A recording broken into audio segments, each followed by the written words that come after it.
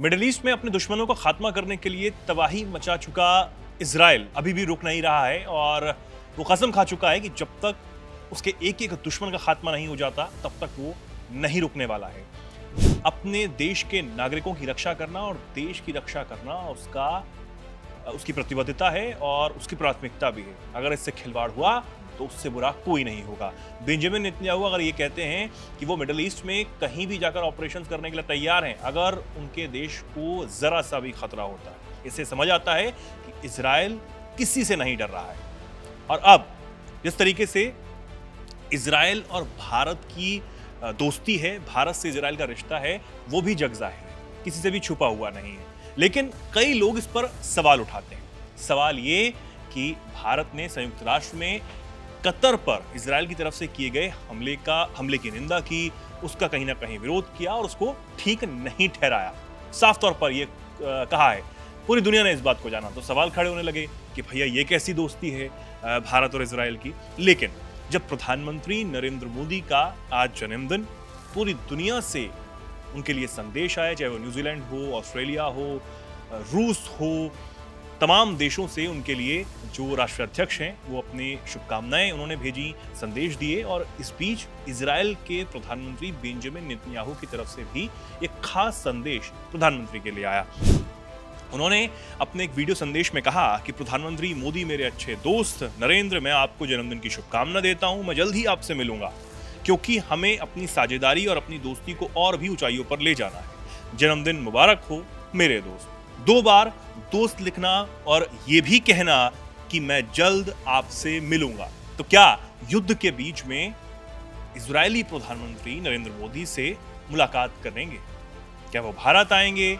कहां मुलाकात होगी? कुछ नहीं पता, लेकिन ये कहना कि मैं जल्द आपसे मिलूंगा ये बड़ी बात हो जाती है। और दूसरी बात, 2 बार दोस्त कहकर संबोधित करना। इस वीडियो को रिकॉर्ड करते हुए उनके चेहरे पर जो खुशी थी वो भी एक अलग चीज बयां करती है। तो अब कहीं ना कहीं उस बात का ये जवाब है कि जो लोग कतर पर किए गए हमले की भारत की तरफ से की गई निंदा पर सवाल खड़े कर रहे थे और दोस्ती पर सवाल खड़े कर रहे थे, उनको ये जवाब मिल गया। तो अब अगर प्रधानमंत्री नरेंद्र मोदी से मिलने के लिए, उनसे मुलाकात करने के लिए बेंजामिन नेतन्याहू इतने आतुर हैं, उन्होंने अपनी दोस्ती का जिक्र किया, पुरानी दोस्ती का जिक्र किया, यहीं से तमाम सवालों के जवाब मिल जाते हैं। लेकिन अगर हम जानना चाहें और ये देखना चाहें कि भारत और इजराइल की जो दोस्ती है उसके कितनी गहरी वो है और कितने गहरे दोनों देशों के बीच में रिश्ते हैं, तो हम समझ सकते हैं कि पिछले दिनों जब इजरायली वित्त मंत्री भारत आए थे तो एक बहुत बड़ी डील भारत और इजराइल के बीच में हुई है। जी हाँ, और इस डील से भारत के साथ 80 करोड़ डॉलर से भी ज्यादा का जो ट्रेड है वो अब बढ़ने वाला है, क्योंकि भारत और इजराइल ने द्विपक्षीय निवेश को बढ़ावा देने और सुरक्षित करने के लिए एक अहम समझौता यहां पर किया था। इजरायली वित्त मंत्री भारत में ही मौजूद थे, जो हमारी वित्त मंत्री हैं निर्मला सीतारमण, उनके बीच एक अहम समझौता हुआ, बातचीत हुई थी और दोनों देशों के बीच जो निवेश है उसमें अब बढ़ने की उम्मीद लगातार जताई जा रही है। आपको बता दें कि जो वित्त मंत्रालय उन्होंने कहा था कि इस समझौते से दोनों देशों के बीच द्विपक्षीय निवेश बढ़ने की उम्मीद है, जो अभी कुल 80 करोड़ डॉलर है। इस समझौते से दोनों देशों के जो व्यापार हैं, व्यवसाय हैं, जो अर्थव्यवस्था है, उसमें भी भारी बढ़ोतरी जो है वो होने वाली है। यानी कि युद्ध के बीच में भी जिस तरीके से भारत को ना भुलाकर भारत के साथ अपने समझौतों को और ज्यादा मजबूत एक तरफ इजराइल कर रहा है, दूसरी तरफ इजराइल की तरफ से जो प्रधानमंत्री बेंजामिन नेतन्याहू हुए, उन्होंने ये संदेश देकर प्रधानमंत्री नरेंद्र मोदी के जन्मदिन के मौके पर कि वो मेरे अच्छे दोस्त हैं, भारत को अच्छा दोस्त बताना और साथ ही उस चीज का भी जवाब दे देना जो कहीं ना कहीं लोग ये कह रहे थे कि भैया ये हो क्या रहा है। आपको बता देते हैं, कतर में जब इजराइल की तरफ से हमला किया गया था, हमास के जो लीडर्स हैं उनको निशाना बनाने की कोशिश की गई थी। उसके बाद हमले पर भारत ने गहरी चिंता व्यक्त की थी और कतर की संप्रभुता के उल्लंघन की स्पष्ट रूप से निंदा की थी। ये ठीक इस्लामिक देश जिस तरीके से इस बात की निंदा कर रहे थे कि इजराइल ने क्यों कतर की राजधानी दोहा पर हमला किया। उन्होंने एक बैठक भी की थी, तमाम मुस्लिम देश उसमें एकजुट हुए थे। पाकिस्तान जो है वो बहुत ज्यादा उसमें फुदक रहा था। हालांकि भारत ने इस बात को समझा और संयुक्त राष्ट्र में इस हमले की कड़ी निंदा की थी।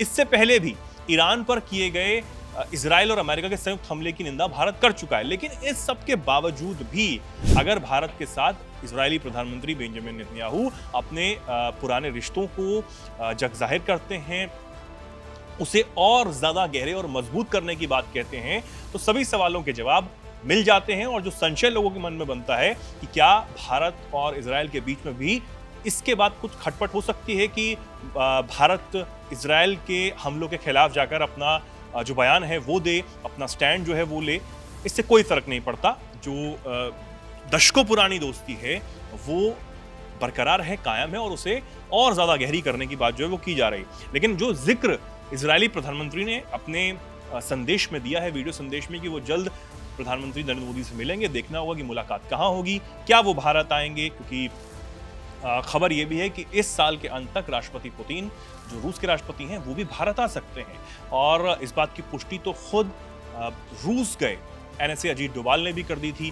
प्रधानमंत्री से जब उनकी फोन पर बात हुई तब भी कहीं ना कहीं इस बात को लेकर संदेश दे दिया गया था कि जल्द राष्ट्रपति पुतिन भारत आ सकते हैं। इजरायली प्रधानमंत्री बेंजामिन नेतन्याहू से भी प्रधानमंत्री ने फोन पर बात की अभी कुछ समय पहले, तब भी जो चीजें हैं वो सकारात्मक रूप से होती हुई नजर आई। तो देखना होगा कि क्या बेंजामिन नेतन्याहू भी भारत आएंगे राष्ट्रपति पुतिन की तरह, और कब ये मुलाकात होगी, कैसे होगी। लेकिन तमाम सवालों के जवाब इससे जरूर मिल जाते हैं एक छोटे से वीडियो से ही, कि भैया आप कितने भी सवाल खड़े करते रहिए दोस्ती पर, लेकिन उससे कोई फर्क नहीं पड़ता, दोस्ती और ज्यादा गहरी और मजबूत हो रही है। आप इस पर क्या कुछ सोचते हैं, क्या कुछ कहना चाहते हैं? इजराइल की कार्रवाइयों पर आप खासकर क्या राय रखते हैं, जो कतर में की गई या फिर मिडल ईस्ट में कहीं भी अपने दुश्मनों को ठिकाने लगाने के लिए इजराइल कर रहा है? जो भी आपकी राय हो कमेंट सेक्शन में जरूर उसको रखिए, और जुड़े रहिए, देखते रहिए दैनिक जागरण।